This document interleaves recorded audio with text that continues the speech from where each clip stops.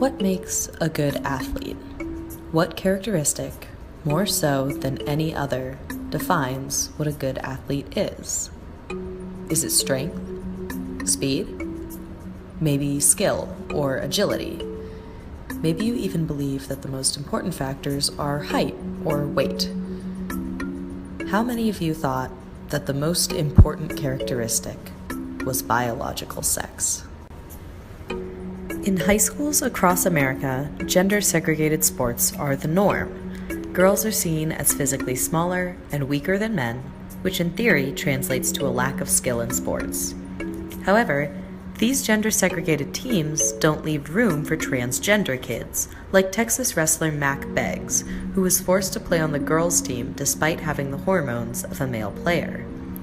When we separate kids based on gender, we unnecessarily hurt those who don't conform to their gender assigned at birth, a group that is already the target of more than enough hate. We also reinforce the stereotype that gender is the best indicator of skill, size, and strength among teenagers. However, according to experts, this isn't necessarily true.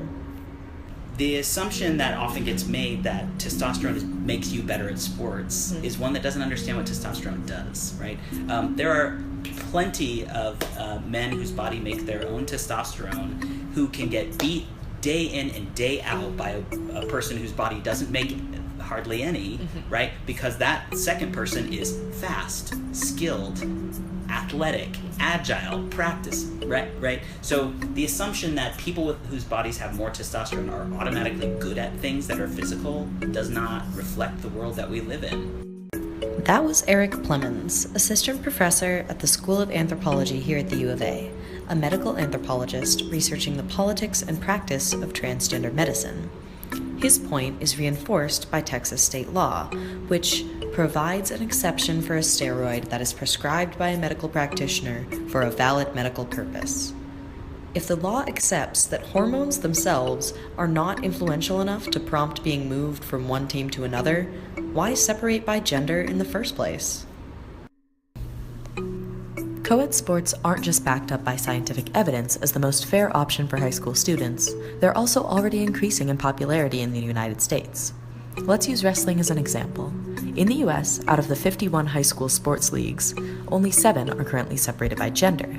Taking cases like Mac Beggs into account, this number will likely increase over time in order to accommodate all wrestlers.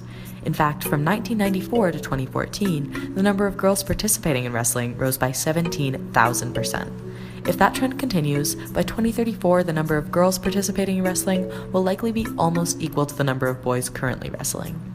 Beyond just girls, there are also an increasing number of non-gender binary and transgender kids participating in sports as time goes on.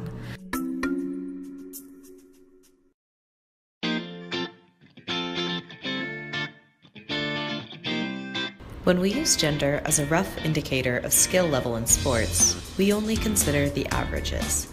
But together, we can change that and put teams together based on individuals, not the groups or genders that they belong to.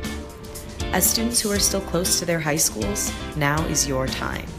Write your local school board members and encourage them to change their policies on co-ed sports, and support your local co-ed teams for youth, especially ones that are accepting of trans athletes.